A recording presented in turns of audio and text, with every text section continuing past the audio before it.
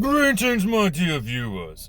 It is I, your healthy host who always wears a mask, not for my safety, but for yours, Drehan. Seriously, wear a mask when you go outside, at least when you're in public areas. This coronavirus is no joke. Though, we'll probably laugh it off in the future, but anyways, on with today's video.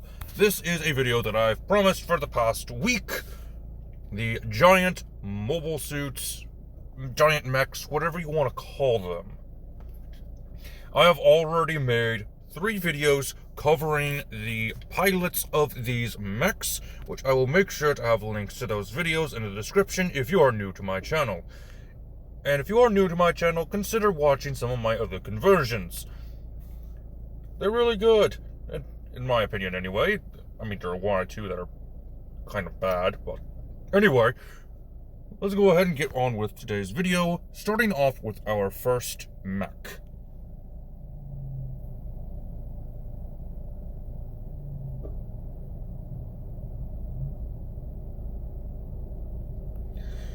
Alright, so we'll go ahead and start off with the Mobile Suit Gundam. Once again, everything that you'll be seeing in this video is coming from the Greasemonkey's Handbook found in the DM's Guild. I think I need to put a link to that in the description as well. That way you can check it out. It is a pretty good book. Alright, so covering the Atom creation. The Atom is the giant mechs, or even simple vehicles that are in this handbook. You can create just about any type of Atom. And we'll make sure to be covering every single conversion I can try to find. So, first off, we need to choose a chassis size. This is basically the main body of your vehicle. We're going to go with a medium. Now, the medium chassis is actually considered a huge creature. It'll give you an AC of 17, and you can have a maximum crew of 3. The hit points for your Atom are going to be 230. You'll have 5 module slots to work with, and that's basically your weapons and upgrades that you're able to attach to your Atom. Now, your ability scores for your Atom. The Atom has 22 strength and 20 constitution for the medium chassis. All other ability scores are determined by you, the pilot. Now, for your mobility type, we're going with the bipedal. This means it has 2 legs. This will give your Atom a walking speed of 40, and then there is a stomp, which pretty sure that's an attack of some sort. You'll have to read the manual in full in order to understand some of these concepts. Now, for fuel tanks and engine, this is to make sure your Atom is able to move. Now, it says that you only have enough room for 2 fuel tanks, 1 that's attached to your engine and 1 extra. So we're going to go with a medium fuel tank, which counts as 2 tanks. Your engine type, go with a masterwork, which will give you 14 days of fuel consumption per fuel tank. So that's a good 28 days of movement. Not bad. Now, your Atom class is military. This is a military vehicle, as stated in the show.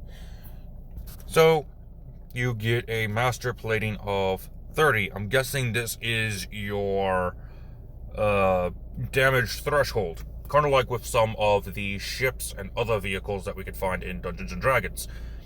This is the minimum damage requirement in order for the Atom to take damage.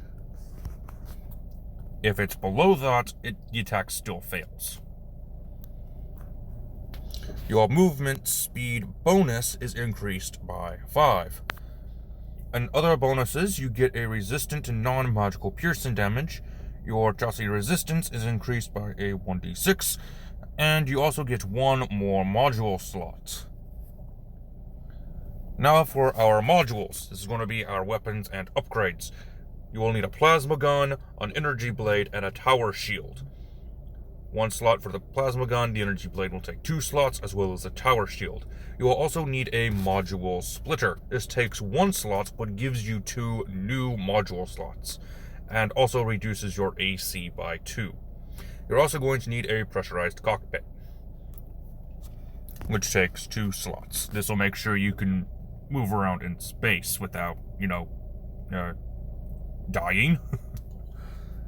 Since the Gundam is known for walking around in space. Now I think that is all I am able to cover for the Mobile Suit Gundam. Let's go ahead and move on to our second one.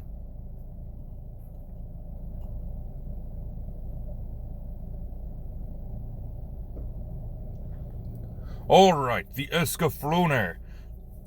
Basically, it's just a more medieval Gundam. Instead of the lasers, we got regular swords. It has a cape, and for whatever reason, it can transform.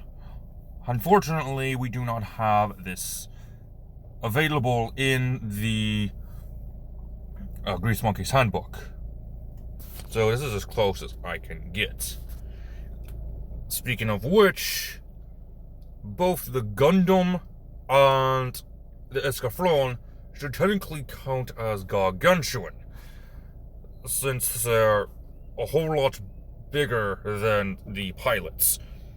However, the chassis size is only able to do a huge with the bipedal movement. It's kind of odd, but kind of makes sense. But oh well. Once again, chassis size is going to be a medium.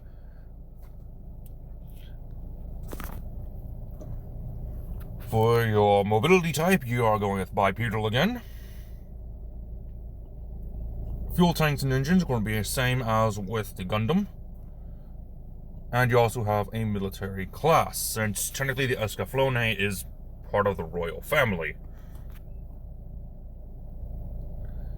And modules, you will need a Titan Cleaver. This is your metal sword. You'll need a module splitter, a stabilizing gyro, which keeps you from getting knocked over easily, and you'll need a heat dispersal unit. Now, with the engine, the way the Escaflowne works, this is a spoiler for the series, by the way, is that it's activated using the heart of a dragon and someone's blood. Now, in the show, Vaughn used his own blood, which complicated things later in the series, where if the Escaflowne took damage, Vaughn took the exact same damage. It's one of those complications that I'm not able to put in here, because it doesn't give that option in the Greasemonkey's Handbook. So, that's going to be all I can cover for the Escaflowne. So let's go ahead and move on to our final build.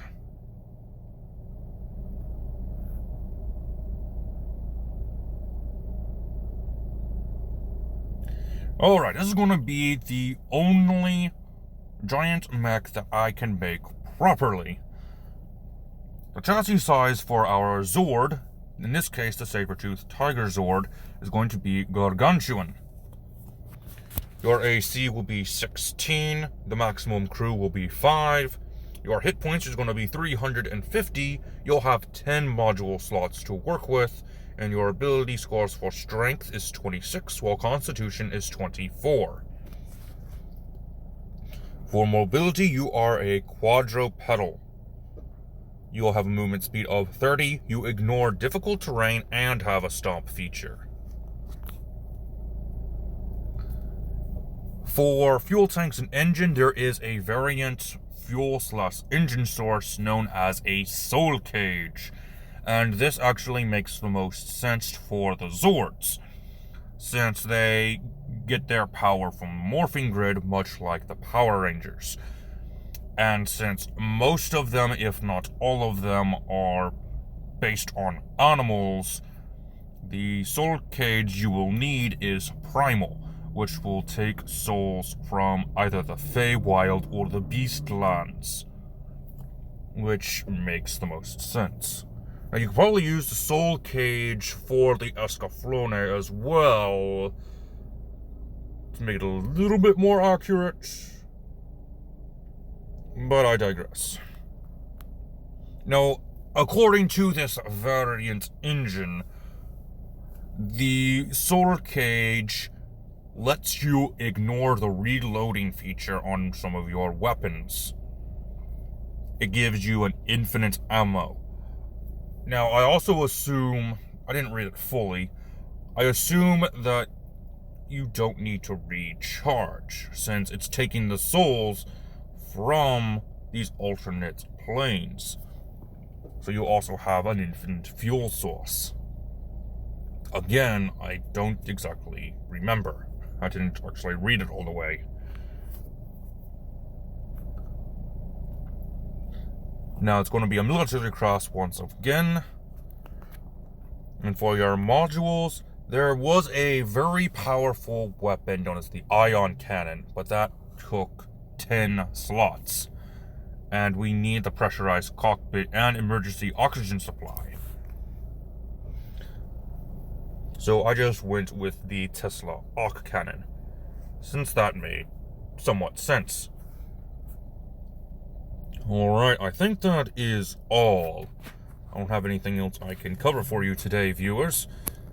So, until next time, I have a new character creation ready, planned for Monday. And it's going to be a good one. If you are on my Discord server, you already know what is coming. So, until next time, viewers, this has been Drehan, and I am offline.